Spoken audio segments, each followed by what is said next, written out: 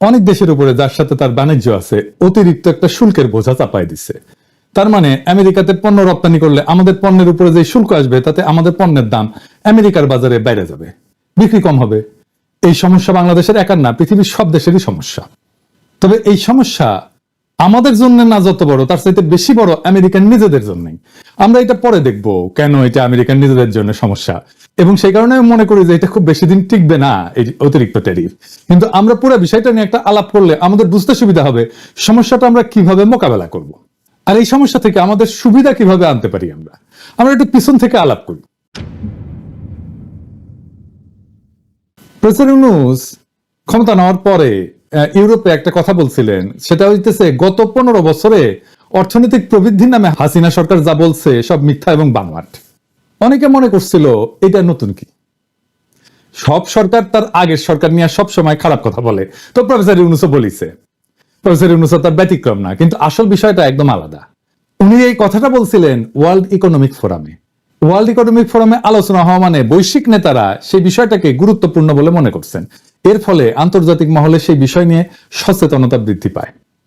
এবং এই কথাটা বইলা প্রফেসর ইউনূস যে কত বড় একটা উপকার করছেন সেটা আমরা একটু পরে দেখতেছি। আমরা ব্যাপারটা একটু বুঝে দেখি যে কেন উনি বলছেন যে উন্নয়নের গল্পটা ভুয়া। হাসিনা এবং তার দোসররা যে কারণে এই যে মিথ্যা উন্নয়নের বয়ান ছাপাইছিল, এটার কারণটা হচ্ছে অর্থনীতি এমন একটা বিষয় যেটা একদম সত্য একদম মিথ্যা এরকম কোনো বিষয় না। তাই এমন একটা বিজ্ঞান বা দর্শন যেটা দিয়া আসলে সীমিত রিসোর্স কিভাবে ব্যবহার করলে মানুষের এবং দেশের আনলিমিটেড প্রয়োজন মেটানো যায়, সেটাই হইতেছে অর্থনীতি। অর্থনীতির একটা ফ্লেক্সিবিলিটি আছে। হাসিনার অর্থনীতির এই ফ্লেক্সিবিলিটির সুযোগ নিয়ে একটা বয়ান তৈরি করছিল যে 2026 সালে দেশটা একটা মধ্যম আয়ের দেশে উন্নীত হবে। তার জন্য যত রকম মিথ্যা তথ্য দেওয়া প্রয়োজন তাই সে করছে। যেমন অর্থনীতির প্রবৃদ্ধির হার এবং ফুলায় বাবায় জিডিপির বিশাল আকার তৈরি করছে। ফলে যা হয়েছে, দেশে প্রচুর পরিমাণে অর্থ বিনিয়োগ করছে আন্তর্জাতিক দাতা দেশ। হাসিনার তার দোসররা বেশিরভাগ লুট করে পাচার করছে, আর ঋণের বিশাল বোঝা চাপাই দিছে জনগণের মাথায়। এই পুরা কাজ ইন্ডিয়া করাইছে, মানে হাসিনাকে দিয়া। যার কারণে দেখবেন ইন্ডিয়ার অনেক বড় বড় প্রতিশ্রুতি সত্ত্বেও শেষ পর্যন্ত চায়নার কাছে যায় হাত পাতিছিল হাসিনা পালানোর আগে। কিন্তু চায়না ততদিনে বুঝে গেছিল যে এর মধ্যে শুভঙ্করের ফাঁকি আছে। তাহলে 2026-এর গুরুত্ব কোথায়? প্রফেসর ইউনূস কিভাবে দেশকে রক্ষা করতে চাইছেন, ওই যে ওয়ার্ল্ড ইকোনমিক ফোরামে যে কথাটা বলে আসছিলেন সেইটা একটু মিলাই দেখি এবার। 2026-এ আমরা স্বল্প আয়ের দেশ থেকে মধ্যম আয়ের দেশ হইলে দুইটা ঘটনা ঘটবে। এক, আন্তর্জাতিক দাতা সংস্থা আমাদের দেশে অর্থের বরাদ্দ কমাই দেবে, তাতে 4 কোটি মানুষের জীবনযাত্রার মান বিপন্ন হবে। সরকার এইসব মানুষের জন্য বরাদ্দ যে ভাতা দিত সেটা দিতে হিমশিম খাবে। সামগ্রিকভাবে অবকাঠামো উন্নয়ন মারাত্মকভাবে বাধাগ্রস্ত হবে। সরকার একটা বড় ধরনের চাপের মুখে পড়বে। আর ইন্ডিয়া একটা সুবিধাজনক অবস্থানে থাকবে, কারণ সে তার মতো ব্ল্যাকমেল করতে পারবে। এই জন্যই প্রফেসর ইউনূসের সাম্প্রতিক চায়না সফরের সাফল্য দেশের জন্য খুব গুরুত্বপূর্ণ ছিল, বাংলাদেশের কাউন্টার ব্যালেন্স করার জন্য, যেন ইন্ডিয়া ওই সময়কার সুবিধাটা না নিতে পারে। আর 2 নম্বর হচ্ছে মধ্যমায়ের দেশ হলে ইউরোপিয়ান ইউনিয়নে আমাদের গার্মেন্টস এর রপ্তানি একটা বড় ঝুঁকির মধ্যে পড়বে। আর এই সময় সবচেয়ে বেশি লাভ হবে ইন্ডিয়ার। কেন? এটা বুঝাই বলি। ইউরোপিয়ান ইউনিয়ন আমাদের গার্মেন্টস এর সবচেয়ে বড় বাজার। উৎপাদিত পণ্যের প্রায় 51% ওরা কেনে। 2026-এর পর থেকে এইসব পণ্যের উপরে শুল্ক আরোপিত হবে, ওই যে হাসিনার স্বল্পোন্নত দেশে যাওয়ার জন্য। এই অল্প সময়ের মধ্যে আমরা কি আন্তর্জাতিক বাজারে প্রতিযোগিতার সক্ষমতা অর্জন করতে পারবো? যদি না পারি তাহলে বাজার হারাবো ইন্ডিয়া আর ভিয়েতনামের কাছে। ইন্ডিয়া সেজন্য খুব খুশি। এর ফলে আমাদের যে রিজার্ভ, বৈদেশিক মুদ্রার যে রিজার্ভ, এর উপরে চাপ বাড়বে। আর সবচেয়ে খারাপ বিষয় হচ্ছে হাসিনা যে ঋণটা করে গেছে সেটা তো আমাদের শোধ করতে হবে। সেই শোধটা আমরা ভালোভাবে হয়তো করতে পারবো না। আন্তর্জাতিক বিনিয়োগ হুমকির মুখে পড়বে। সামগ্রিকভাবে অর্থনীতি ভেঙে পড়ার একটা সম্ভাবনা আছে। এইরকম একটা সময় বিএনপি ক্ষমতা নিতে যাইতেছে, কিরকম বেকুব দেখেন। যাই হোক, ইউরোপিয়ান আরেকটা স্কিম আছে স্বল্পোন্নত দেশগুলোর জন্য, স্পেসিফিক্যালি গার্মেন্টস এর জন্য। সেটা হলো বর্তমানে আমরা বিদেশ থেকে কাপড় আমদানি করিয়া দেশে প্রক্রিয়াজাত করে গার্মেন্টস রপ্তানি করতে পারি শুল্ক মুক্ত ভাবে। এই সুবিধা থাকবে না। অর্থাৎ কাঁচা মাল থেকে সুতা, তারপর সুতা থেকে কাপড় তৈরি করতে হয়, সেই কাপড় থেকে প্রক্রিয়াজাত করে শুল্ক সহ গার্মেন্টস রপ্তানি করতে হবে। এই জন্যে বড় বড় ফ্যাক্টরি ছাড়া মাঝারি ফ্যাক্টরিগুলো নাই হয়ে যাবে। ছোট ফ্যাক্টরিগুলো অল্প সময় আমরা এই সক্ষমতা অর্জন করবো না যে আমাদের পণ্যের দাম বাড়বে কিন্তু আমরা প্রতিযোগিতামূলক থাকবো। ব্যাংকগুলো বিপদে পড়বে, লক্ষ লক্ষ মা বোনেরা বেকার হয়ে যাবে, তাদের উপরে নির্ভর করে তাদের পরিবার। হাসিনার লোভ, নির্বুদ্ধিতা আর তার পরিকল্পিত দুঃশাসনের ফল আমাদের এইভাবে ভোগ করতে হবে। তারপরে অনেকে বলে আগেই ভালো ছিলাম, কি দুর্ভাগ্য আমাদের। অন্যদিকে প্রফেসর ইউনূস একজন পণ্ডিত ব্যক্তি, ভিশনারি নেতা এবং কল্যাণকামী মানুষ। উনি চেষ্টা করছেন যেন দেশের মানুষ এই বিপদের হাত থেকে রক্ষা পায়। যদি পারেন তাহলে উনি একমাত্র পারবেন, অথচ আমরা এতই নির্বোধ যে দাঁত থাকতে দাঁতের মর্যাদা বুঝতে পারতেছি না। উনারে কত তাড়াতাড়ি ইন্ডিয়ার প্রেসক্রিপশনে হটাই দিতে পারি, মানে উনারা হটাই দিলে ইন্ডিয়ার যে কত লাভ হিসাব করা যাবে না। এখন তাহলে দেখি এই যে আরেকজনের পাশে আঙ্গুল দেওয়া ইন্ডিয়ার এর ভবিষ্যৎটা কি, এটা একটু দেখেন। ভারতের প্রধানমন্ত্রী নরেন্দ্র মোদীকে বন্ধু হিসেবে পরিচয় করিয়ে দিয়েছিলেন মার্কিন প্রেসিডেন্ট ডোনাল্ড ট্রাম্প। সে গল্প প্রায়ই তুলে ধরেন মোদী ও তার কর্মী সমর্থকরা। তবে বন্ধুত্বের গল্প ধোপে টিকল না এবার।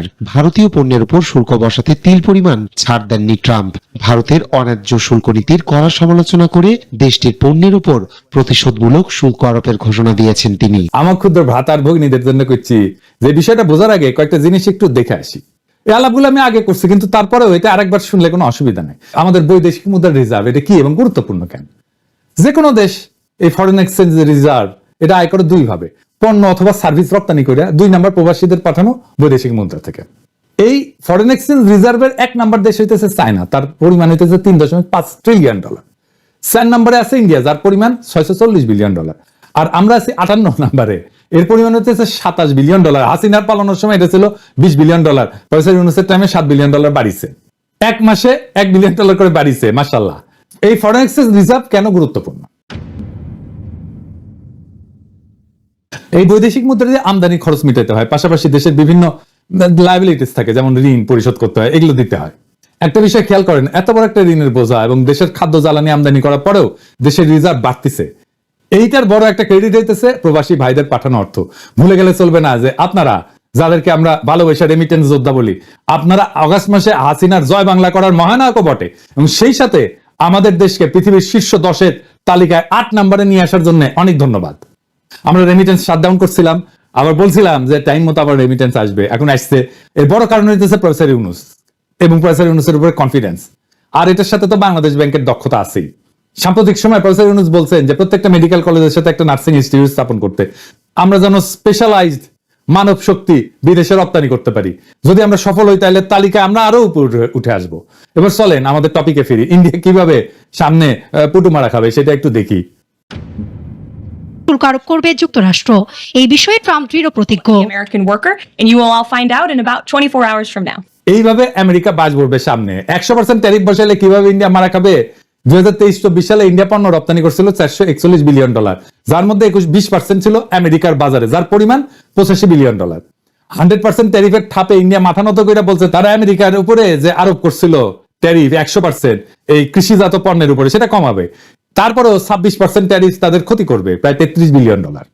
আর আমাদেরও ক্ষতির মুখে পড়তে হবে। কিন্তু জিএসপি সুবিধা পুনরুদ্ধার করতে পারলে আমাদের কোনো সমস্যা হইতো না। কিন্তু হাসিনার সরকারকে বারবার এই বিষয় নিয়ে তাগাদা দেওয়ার পরে সে কোনো গা করে নাই, কারণ তাহলে ইন্ডিয়ার গার্মেন্টস রপ্তানি করতে পারবে না। আর বর্তমানে দেশের ভিতরে শ্রমিক আন্দোলনের নামে হাসিনার অনুগত গার্মেন্টস মালিক স্পেন্সাররা যা করতেছে, তাতে বর্তমান সরকার একটা চ্যালেঞ্জের মধ্যে পড়বে।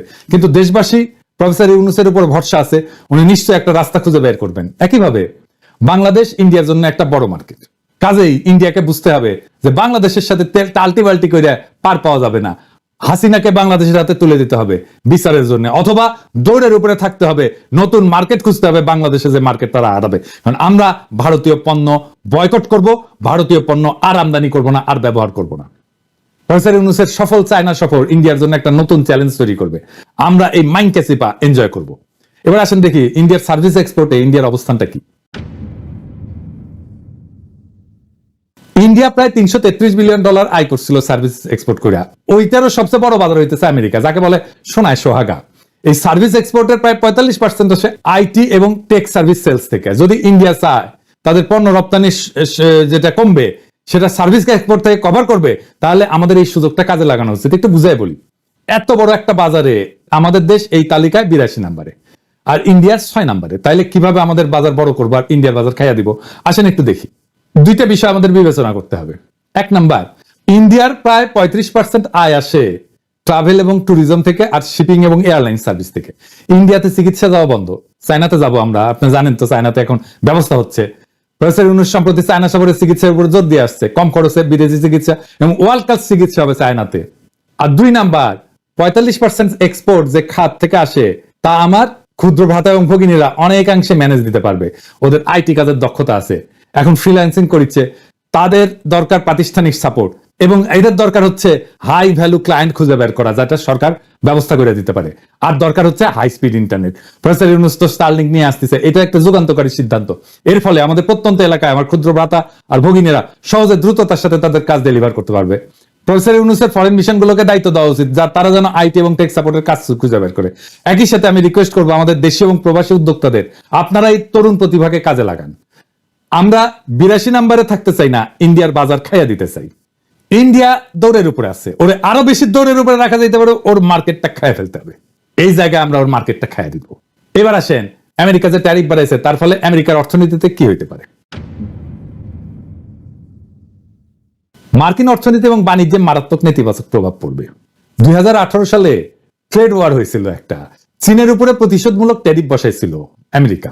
এর কারণে মার্কিন কৃষকেরা $27 বিলিয়ন সাহায্য পাইছিল, কিন্তু তারপরেও দীর্ঘমেয়াদে চীনের বাজারে আমেরিকার মার্কেট শেয়ার কমে গেছিল। ট্রেড ওয়ারটা কি ছিল একটু বুঝে দেখি। এখনকার এই অবস্থার সাথে মিল আছে, আপনারাও বুঝবেন কি গেঞ্জামে পড়তে যাচ্ছে আমেরিকা। এইটা মূলত 2018 থেকে 2019 সালের মধ্যে আমেরিকা এবং চীনের মধ্যে একটা যুদ্ধ, বাণিজ্য যুদ্ধ। কিভাবে শুরু হয়েছিল? এই ডোনাল্ড ট্রাম্প 18 সালে চীনা পণ্যের উপরে 50 বিলিয়ন মূল্যের ট্যারিফ আরোপ করে। চীন পাল্টা ব্যবস্থা নেয় এবং মার্কিন কৃষি পণ্যে ট্যারিফ আরোপ করে। উভয় দেশ একাধিক ধাপে একে অন্যের পণ্যে ট্যারিফ আরোপ করতে থাকে এবং বৈশ্বিক বাণিজ্যে খুব অস্থিরতা তৈরি হয়। উভয় দেশের রপ্তানি এবং আমদানি খরচ দুইটাই বেড়ে যায়। মার্কিন কৃষকেরা আর্থিক ক্ষতির সম্মুখীন হয়, চায়না খুব একটা বেশি ক্ষতির সম্মুখীন হয়নি। 2020 সালে আমেরিকা এবং চীন একটা চুক্তি স্বাক্ষর করে, ফেজ 1 চুক্তি বলে। এই চুক্তি স্বাক্ষরের মাধ্যমে দ্বিপাক্ষিক বাণিজ্য সম্পর্ক কিছুটা স্বাভাবিক হয়। চুক্তি অনুযায়ী চীন মার্কিন কৃষি পণ্য কেনার প্রতিশ্রুতি দেয় এবং কিছু ট্যারিফ শিথিল করা হয়, কিন্তু তারপরেও আমেরিকা তার বাজার, কৃষি পণ্যের বাজার চীনে আর পুরাটা ফিরে পায়নি। সে ট্যাক্স দিয়ে আয় করছে, $50 বিলিয়ন আয় করতে চাইছিল, ওদের উল্টা ভর্তুকি দিতেছে $27 বিলিয়ন আমেরিকান কৃষকদেরকে। নতুন ট্যারিফ দেওয়ার ফলে আমেরিকার মুদ্রাস্ফীতি হবে, ভোক্তার ব্যয় বৃদ্ধি পাবে, কারণ উচ্চ ট্যারিফের কারণে আমদানিকৃত পণ্যের দাম বাড়বে, যা মার্কিন ভোক্তাদের ব্যয় বাড়াবে। ওই ট্রেড ওয়ারের কথা বলি, ট্রেড ওয়ারে $50 বিলিয়ন একটা এক্সট্রা ট্যারিফ চীনের পণ্যের উপরে বসাইছিল। এর ফলে আমেরিকার রপ্তানি করে কমে যায় $30 বিলিয়ন, আর $27 বিলিয়ন ভর্তুকি দিতে হয় আমেরিকান কৃষকদেরকে। তার মানে $7 বিলিয়ন লস আমেরিকার। ট্যারিফ উভয় পক্ষের ক্ষতি করে, চাকরি কমে আসে, বিনিয়োগ সংকট হয়, এবং ট্যারিফ বেড়ে গেলে যদি কাঁচামালের দাম বেড়ে যায় তখন করে কি কোম্পানিগুলো এমন একটা জায়গায় তার ম্যানুফ্যাকচারিং প্ল্যান্ট নিয়ে যায়, উৎপাদনের ব্যবস্থা নিয়ে যায় যেখানে ট্যারিফ কম। এই জিনিসটা মাথায় রেখেন, এই বিষয়টার আমরা সুবিধা নেব। এইখানে আমাদের নতুন পরিকল্পনা করতে হবে যেন আমরা এই আমেরিকান ট্যারিফ বানানোর এই সুবিধাটা আমরা পুরাটা নিতে পারি। আপনি যদি এমনকি অর্থনীতির গুরুদের তত্ত্বগুলো দেখেন, এইখানে দেখবেন যে এই উচ্চ ট্যারিফ এইটাকে খুব ডিসকারেজ করা হয়েছে। ইতিহাসেও যদি আমরা দেখি তাহলে দেখবো যে যখন ট্যারিফ বসানো হয়েছে তখন একটা মন্দা চলে আসছে অর্থনীতিতে। 1930 সালে স্মুথ হাউলি ট্যারিফ বলে ট্যারিফ বসানো হয়েছিল। এই উচ্চ ট্যারিফের ফলে বৈশ্বিক বাণিজ্য 60% কমে গেছিল এবং যেটা মহামন্দাকে ত্বরান্বিত করছিল। অর্থনীতির তাত্ত্বিকেরা ট্যারিফ নিয়ে মেলা নসিহত করে গেছে। ডেভিড রিকার্ডোর নাম শুনছেন, উনি বলছেন যে ট্যারিফের মাধ্যমে সম্পদের অপচয় হয় এবং অর্থনৈতিক উন্নয়ন ব্যাহত হয়। এবং ওই যে ট্রেড ওয়ার হয়েছিল না, ওই সময় IMF একটা হিসাব দিছিল যে বৈশ্বিক জিডিপি 0.8%, প্রায় 1% কমে গেছিল। তো আমরা দেখলাম যে আমরা একটা বড় সমস্যায় পড়তে যাচ্ছি, গোটা পৃথিবী পড়তে যাচ্ছে। এখন এটার সুবিধা বাংলাদেশ কিভাবে নেবে? আমরা কিছু র্যাডিক্যাল পদক্ষেপ নিতে হবে। আমি জানি না প্রফেসর ইউনূসের সরকার এই পদক্ষেপ নিবে কিনা, কিন্তু আমার বিবেচনায় একটা ক্যালকুলেটেড রিস্ক এখানে নেওয়া যায়। এই সিদ্ধান্তটা অর্থ মন্ত্রণালয় একা নিতে পারবে না, এই সিদ্ধান্ত নেওয়ায় প্রফেসর ইউনূসের সংশ্লিষ্টতা লাগবে। আর আমি মনে করি না সরকারের ইন্টারনাল এক্সপার্টাইজ আছে যে যা দিয়া এই পরিকল্পনার ইম্প্যাক্ট আর কন্টিজেন্সি প্ল্যান করতে পারবে। এইটা কিভাবে করা যাবে সেটা আমি পরে বলতেছি, আগে পরিকল্পনাটা শুনেন কিভাবে আমরা এই আমেরিকান ট্যারিফের সুবিধা কাজে লাগায় বাংলাদেশের ইকোনমিকে চাঙ্গা করে দিতে পারি। বাংলাদেশ কাঁচামাল আমদানিতে এবং সব ধরনের রপ্তানিতে ট্যারিফ শূন্য করে দেবে, একদম শূন্য, জিরো ট্যারিফ। এর ফলে কি হবে? স্থানীয় উৎপাদন শিল্প শক্তিশালী হবে, কারণ কাঁচামাল সস্তায় আমদানি করা গেলে উৎপাদন খরচ কমবে। বাংলাদেশের তৈরি পোশাক শিল্প এইটা বিশ্বব্যাপী প্রতিযোগিতামূলক হবে, কারণ ফেব্রিক আমদানিতে ট্যারিফ শূন্য করলে ইউনিট প্রাইস কমে যাবে, প্রায় 15 থেকে 20% কমে যাবে। যেগুলো ফিনিশড পণ্য সেটাতে ট্যারিফ অবর্তিত থাকবে, যেগুলো আমরা আমদানি করব বিদেশি ফিনিশড পণ্য। তাহলে স্থানীয় উৎপাদকেরা বাজারে প্রাধান্য পাবে। রপ্তানিতে যদি শূন্য ট্যারিফ করি, ট্যাক্স শূন্য করে দিই, তাহলে উৎপাদন খরচ কমার পাশাপাশি রপ্তানি আয় বাড়বে। বাংলাদেশের রেডিমেড গার্মেন্টস এর রপ্তানি $50 বিলিয়ন মতো, এটা $100 বিলিয়ন পৌঁছাইতে পারে, দ্বিগুণ হয়ে যেতে পারে।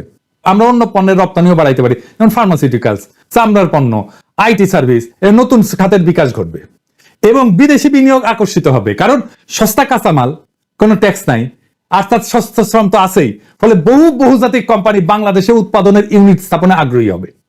আর কি হবে, বিদেশি কোম্পানিগুলো যদি আসে, আধুনিক উৎপাদন প্রযুক্তি স্থানীয় শিল্পে আসবে, আমরা এই প্রযুক্তি শিখব। এবং ভিয়েতনামে সেমিকন্ডাক্টর শিল্পের বিকাশে এই কাঁচামালের ট্যারিফ শূন্য নীতি গুরুত্বপূর্ণ ভূমিকা রাখছে। এবং এই করলে রেডিমেড গার্মেন্টস বলেন, প্লাস্টিক বলেন, ফার্মাসিউটিক্যালস বলেন, প্রায় 10 থেকে 15 লক্ষ নতুন চাকরি তৈরি হবে। বাংলাদেশের 84% রপ্তানি আসে রেডিমেড গার্মেন্টস থেকে। কাঁচামাল যদি শূন্য ট্যারিফ করা হয়, তাহলে এই খাতের দক্ষতা এবং উৎপাদনশীলতা বাড়বে। এই যে ভিয়েতনাম কাঁচামাল আমদানিতে ট্যাক্স শূন্য কইরা 23 সালে $370 বিলিয়ন রপ্তানি করছে। চীন এইভাবে উন্নতি করছে। 2001 সালে WTO তে যোগদানের পরে কাঁচামালের ট্যারিফ কমাই দেয়া বিশ্বের ফ্যাক্টরিতে পরিণত হয়েছে। আর ফিনিশ পণ্য আমদানিতে ট্যারিফ যদি অপরিবর্তিত থাকে, তাহলে বিদেশি পণ্যের দাম স্থিতিশীল থাকবে, যা স্থানীয় উৎপাদকের জন্য সুযোগ তৈরি করবে। কিন্তু এটা সম্ভাব্য চ্যালেঞ্জ আছে, সেটাও আলাপ করে নিই যে কি কি চ্যালেঞ্জ আছে। কাঁচামাল আমদানি থেকে রাজস্ব আয় কমবে, এটা আসলে কতখানি কমতে পারে? আমাদের মোটামুটি ধরেন 15% মতো রাজস্ব আয় আসে কাস্টমস শুল্ক থেকে, তো এটা কমে যাবে। আবার ফিনিশ পণ্যকে কাঁচামাল হিসেবে চালায় ট্যারিফ ফাঁকি দেওয়ার চেষ্টা করতে পারে। তো এইটা কাস্টমসকে দেখতে হবে। অনেক সিস্টেম আছে, যেমন ধরেন কাঁচামালের স্পেসিফিকেশন এবং ব্যবহার ট্র্যাক করার জন্য ব্লকচেন প্রযুক্তি ব্যবহার করা যায়, এটা ডিটেলে গেলাম না।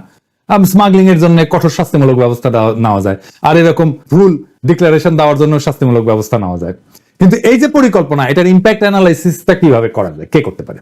এটার জন্য আমার মনে হয় যে বিদেশি কনসাল্টিং ফার্মকে নেওয়া যেতে পারে। ম্যাকিনসি এবং BCG এদেরকে দায়িত্ব দেওয়া যেতে পারে, ওরা রাজস্ব কাঠামো রূপান্তরের সংস্কারের জন্য এক্সপার্ট। তারপরে PwC বা ডেলোয়াইট, এরা ডিজিটাল ট্যাক্স সিস্টেম এবং কাস্টমার অটোমেশনের জন্য এক্সপার্ট। আর আমরা অবশ্যই ওয়ার্ল্ড ব্যাংক, ADB যারা আমাদের অর্থায়ন করে, IMF, তাদেরকে ইনভলভ করব এই পুরো মূল্যায়নের জন্য। তো এই বাংলাদেশ এখন একটা সংকটময় সন্ধিক্ষণে দাঁড়ায় আছে। হাসিনার ফ্যাসিস্ট শাসনের রাজনৈতিক অপরিণামদর্শিতা, দুর্নীতি এবং বৈদেশিক নির্ভরতার কৌশল আমাদের অর্থনীতিকে ধ্বংসের দ্বার প্রান্তে নিয়ে গেছে। দেশের জনগণ আজ বুঝতে পারছে যে 15 বছরের মিথ্যার আবরণ ফুটে বেড়ায় আসছে এক ভয়ঙ্কর বাস্তবতা, অর্থনৈতিক অবনতি, বেকারত্ব এবং আন্তর্জাতিক মহলে বিশ্বাসযোগ্যতার সংকট। কিন্তু ইতিহাস সাক্ষী, কোন স্বৈরাচারী চিরকাল টিকে থাকতে পারেনি, হাসিনাও টিকে থাকেনি। আজ বাংলাদেশে যে পরিবর্তনের ঢেউ উঠছে, তার থামানো যাবে না। প্রফেসর ইউনূসের নেতৃত্বে আমরা একটা নতুন অভিযাত্রার সূচনা করছি, যেখানে সুশাসন, জবাবদিহিতা, অন্তর্ভুক্তিমূলক অর্থনীতির ভিত্তিতে একটা নবযুগের সূচনা হবে। আমাদের নতুন নতুন আইডিয়া দিয়ে আমরা নতুন নতুন অপরচুনিটি, নতুন নতুন সুযোগ সৃষ্টি করব।